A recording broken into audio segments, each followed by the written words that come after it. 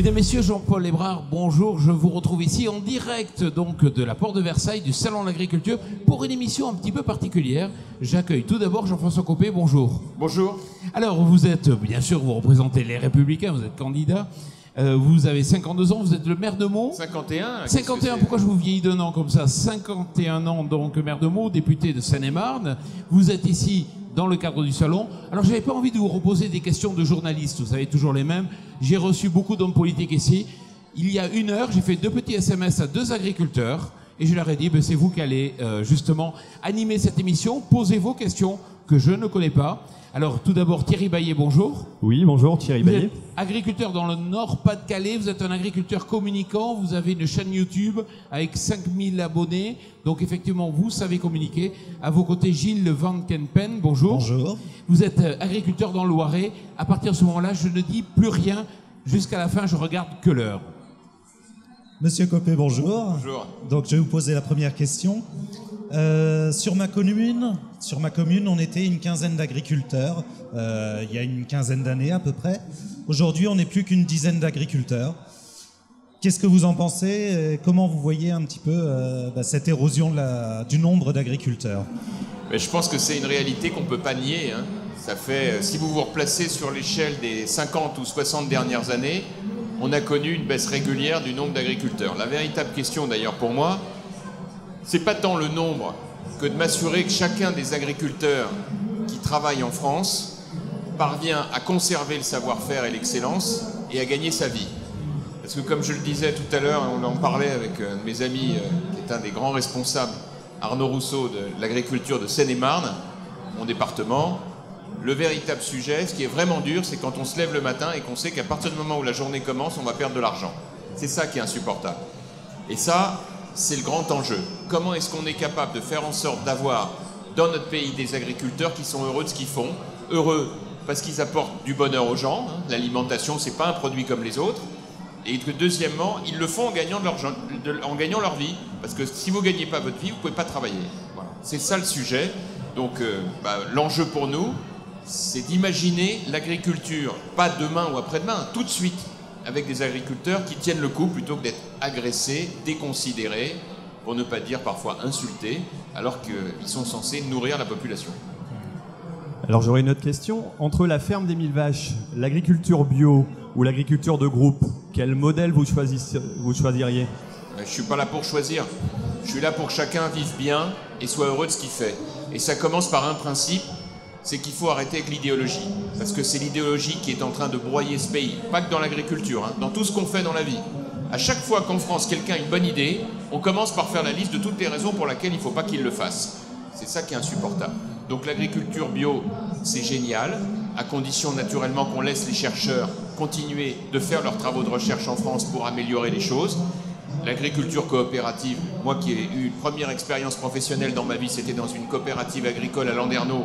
J'en ai gardé un souvenir inoubliable. Je serai toujours aux côtés du mouvement coopératif parce que je sais la richesse que ça représente sur le plan humain. Et quant aux 1000 vaches, je suis désolé de vous le dire, c'est pas un tabou. Et je l'assume. Je pense qu'on ne peut pas continuer en France d'empêcher les agriculteurs, alors que ça se fait dans d'autres professions, les agriculteurs de réfléchir à une manière de se regrouper, de concentrer les moyens et donc de travailler dans de meilleures conditions tout en étant compatible évidemment avec le bien-être animal. Et ça, c'est la vigilance qui s'impose. Mais de grâce, essayons d'enlever l'idéologie et de laisser chacun donner le meilleur de lui-même. Très bien. Et est-ce que vous pensez qu'aujourd'hui, les politiques ont vraiment un pouvoir pour pouvoir agir sur demain l'agriculture? Et non comment seulement les politiques ont le pouvoir, mais pendant trop d'années, la gauche et même la droite en a reculé.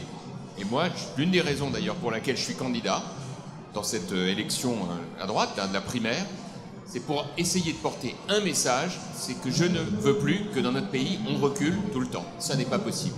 Et c'est ça le combat que je veux mener. Et pour ça, il ne faut pas faire de l'eau tiède, il ne faut pas écouter le dernier qui a parlé, il ne faut pas être angoissé par le prochain sondage. Il faut voir dans quelle mesure, dans le domaine agricole, on est capable, en France, de ne pas, en permanence, imposer les normes les plus exigeantes par rapport à nos voisins, je parle de l'Allemagne, les charges les plus lourdes, et les contraintes de toute nature les plus difficiles à supporter. Donc je rêve d'un New Deal, une une nouvelle donne avec le monde agricole français, dans lequel on propose à nos agriculteurs un contrat dans lequel le pouvoir politique s'engage à remettre le niveau des normes à la moyenne européenne, qu'on ne soit pas les plus zélés dans ce domaine-là. Idem sur les charges, et que ça redonne un peu d'oxygène tout en étant rigoureux, parce que la norme européenne elle est rigoureuse, mais qu'on n'est pas obligé d'être toujours les plus rigoureux tout le temps. C'est pas tenable. En parlant de pouvoir, actuellement il reste 4 centrales de grande distribution. Nous agriculteurs par rapport à ça on a beaucoup de mal. Est-ce que vous pensez que les politiques ont réellement un pouvoir sur la grande distribution? J'ai rencontré moi dernièrement une personne qui est dans la grande distribution qui a clairement dit notre seul but c'est de payer moins cher que notre concurrent. Ce n'est pas D'accord. Alors est-ce que les politiques ont un pouvoir sur la grande distribution? Non mais le pouvoir, c'est évident qu'on est obligé de tenir compte du fait qu'il y a des problèmes de pouvoir d'achat en France et qu'il faut que les gens puissent accéder à l'alimentation dans des conditions financières qui soient compatibles avec leurs revenus. On ne va pas se raconter des histoires. Simplement, la seule chose, c'est que comme il s'agit la plupart du temps de produits importés, ça met la situation de l'agriculture française dans une position d'inégalité de concurrence évidente. Moi, je veux bien qu'on soit exigeant avec les normes françaises, mais alors à ce moment-là, qu'on le soit aussi à l'égard des produits agricoles importés pour lesquels il n'y a pas les mêmes exigences. C'est ça qui ne va pas. Donc ça, c'est le premier point. Deuxième point, entre celui qui produit et celui qui distribue, il y a un nombre d'intermédiaires importants quand même.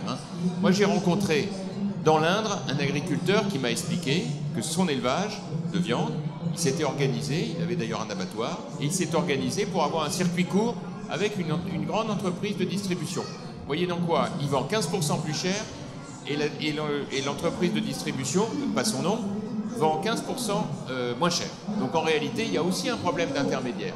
Donc tout ça doit être revu autour de la table et tenir compte du fait que plus les agriculteurs seront organisés en filière, plus ils seront gros, pas au niveau du bid, mais au niveau de l'organisation, plus ils seront en situation aussi d'être en position de négocier. Je fais partie d'une organisation qui s'appelle Agri Demain, qui vient d'être lancée il n'y a pas longtemps et qui veut donner les moyens aux agriculteurs de communiquer par eux-mêmes. Vous, en tant que pro de la com quelque part, parce que pro de la politique... vous voulez que je fasse de la com pour vous, c'est ça? Non. Donnez-nous un conseil, dites-nous comment nous on peut améliorer la com, parce que je pense qu'en agriculture on est quand même assez mauvais. Et qu'est-ce que vous en pensez? Je ne sais pas si je peux vous donner beaucoup de conseils, parce que moi, en sondage par exemple, je suis une catastrophe moi. Je suis à moins 150 moi dans les sondages. Bon alors dites ce que vous faites. Donc je peux pas vous garantir que je sois le meilleur pour conseiller. Dites ce que vous faites pour qu'on ne le fasse pas alors. Je vais vous dire ce que je fais. Je ne sais pas si ça vous permettra de progresser, mais en tout cas je vais vous dire. Moi si j'ai un conseil à vous donner, dites ce que vous pensez. Ne faites pas de langue de bois. Alors au début vous allez avoir de la polémique.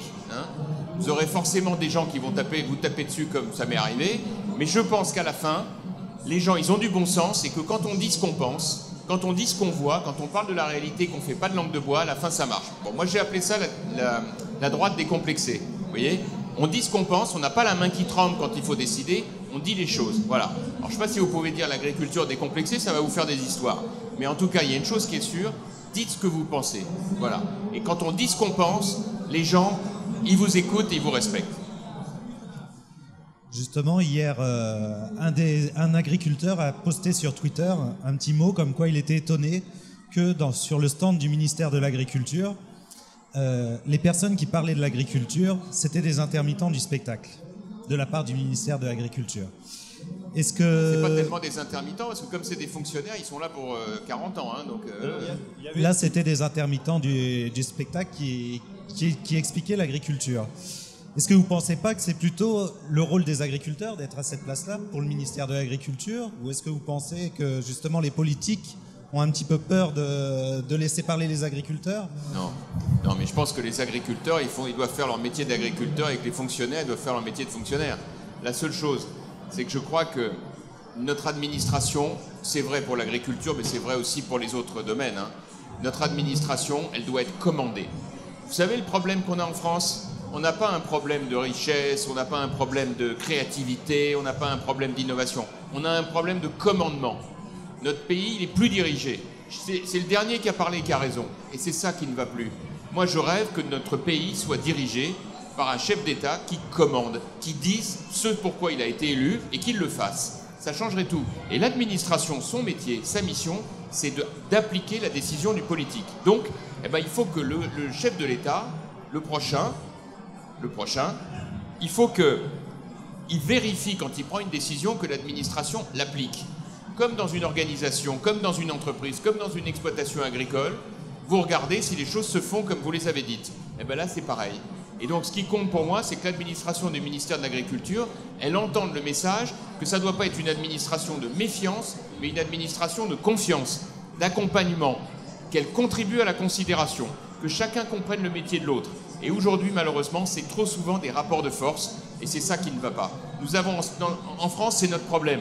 On cherche toujours des boucs émissaires. Il faut toujours qu'on pointe du doigt l'autre. C'est de la faute de l'agriculteur qui pollue, c'est de la faute d'un tel, c'est de la faute du fonctionnaire. On ne peut plus continuer comme ça. Il faut qu'on accepte de réussir ensemble. Et c'est ça la mission. Donc moi, je rêve que demain, l'administration du ministère de l'Agriculture soit moins nombreuse, parce qu'il y a moins d'agriculteurs, et puis que d'autre part, elle s'occupe d'accompagner et pas simplement de contrôler et de sanctionner. Bien. En tant que youtubeur, j'ai bien sûr un public relativement jeune. J'ai énormément de jeunes qui se posent des questions sur l'avenir de l'agriculture. Personnellement, pensez-vous que les jeunes ont encore un avenir dans l'agriculture ou pas? Je pense que les jeunes ont un avenir dans l'agriculture à condition que le décideur politique que nous sommes, nous annoncions la couleur en disant clairement qu'il y a un avenir dans l'agriculture française. Si on passe son temps à être négatif, à être critique, à voir le mauvais côté des choses, à voir le verre à moitié vide plutôt qu'à moitié plein, ça c'est sûr que les jeunes ils voudront pas aller dans l'agriculture. Si en plus on passe son temps à expliquer que le travail c'est moche, qu'il faut travailler moins, c'est sûr que c'est contraire au métier agricole où on travaille beaucoup. Bon, donc moi je pense qu'il faut absolument qu'on dise à la population française que l'on va miser sur l'agriculture de demain, tenir compte d'ailleurs des nouvelles technologies, tenir compte de tout ce qui fera l'excellence française dans ce domaine. Car sinon, ce que je crains, c'est que les générations s'étiolent et qu'on perde le savoir-faire de père en fils. Et moi, je pense que ça, ce serait la pire des choses, sachant que notre pays, en matière agroalimentaire, reste exportateur. Ce qui est quand même pas rien. Il n'y a pas beaucoup de filières dans laquelle on exporte plus qu'on importe. Donc il faut vraiment en faire une priorité pour demain. C'est l'importance de l'enseignement agricole aussi. À propos justement d'entreprendre et puis de créer son entreprise, moi sur mon exploitation, j'ai un projet d'agrotourisme qui est bloqué depuis 2 ans par des normes, par des complexifications administratives. Aujourd'hui, on est vraiment bloqué pour pouvoir entreprendre, pour pouvoir démarrer des projets. Comment est-ce que qu'est-ce que vous pensez justement de tous ces problèmes et qu'est-ce que vous pouvez...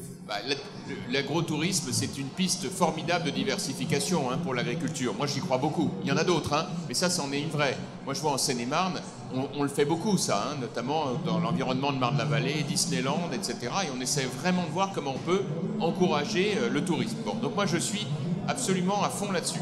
Après, la vraie question, c'est qu'il y ait une cohérence et que les administrations travaillent ensemble.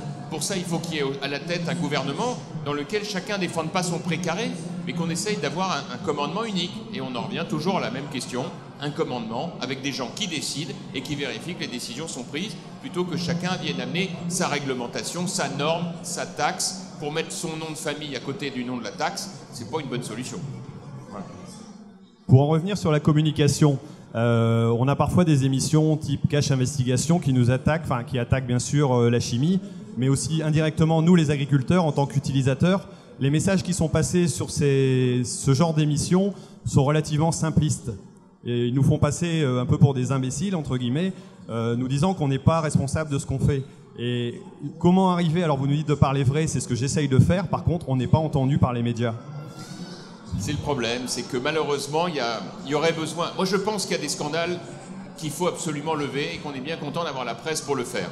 Simplement, c'est toujours un peu dans le même sens, voilà. C'est ça que je regrette, comme vous, ça nous met dans le même sac, remarquez. De ce point de vue, ça fait un point commun entre les hommes politiques et les agriculteurs. Ils sont considérés comme coupables avant qu'on ait vérifié.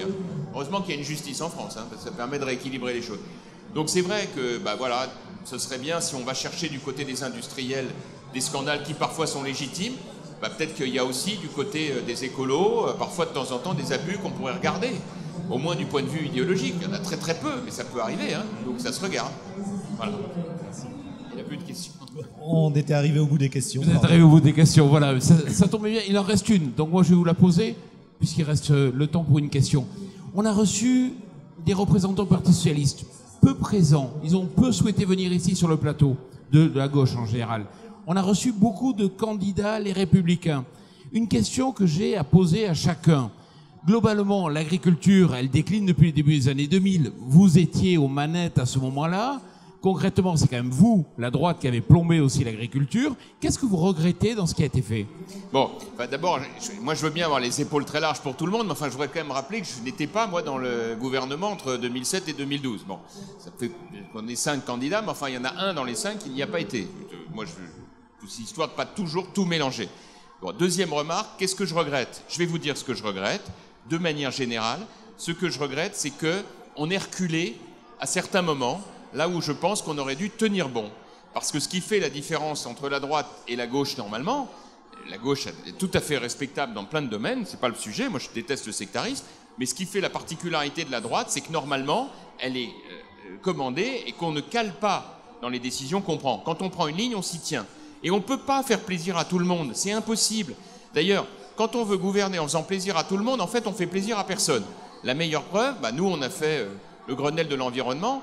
J'ai pas eu l'impression qu'on nous remerciait tellement. Hein. Bon. Donc, il faut qu'on essaye, en toute chose, de trouver la bonne voie. En n'essayant pas d'être obsédé, de vouloir être soutenu par des gens qui n'ont pas voté pour nous. Ce qui compte, c'est qu'on fasse ce qui est bien pour le pays, pour l'avenir de nos enfants. Le seul marqueur, c'est l'avenir des enfants. Moi, quand je vois des enfants, des jeunes qui disent « nous, on ne va pas pouvoir rester en France parce qu'on a l'impression qu'on ne va pas réussir », quand je vois des jeunes fils d'agriculteurs, j'en connais pas mal, qui me disent « mais nous, on n'y arrivera jamais à rester dans le secteur de nos parents », ça fend le cœur. On se dit « c'est pas vrai qu'un grand pays comme la France n'arrive pas à le faire ». Pour ça, il faut à la tête du pays quelqu'un qui commande, qui décide. Et malheureusement, dans les années passées, on a un peu calé. Bon, Gilles Van Kempen, merci beaucoup. Thierry Baillet, merci beaucoup. Vous êtes agriculteur, vous avez fait le boulot de journaliste. J'avais déjà un doute si les journalistes étaient vraiment nécessaires. Moi, je me rends compte que vous savez très bien faire aussi cette mission de poser des questions. Jean-François Copé, merci beaucoup. Je sais que vous allez continuer dans le salon. Voilà, merci beaucoup et puis merci à vous. Et puis bravo encore parce que ce salon, c'est un bonheur de venir à chaque fois. C'est une manière de considérer le monde rural et c'est une vraie fierté. Merci à vous. Merci.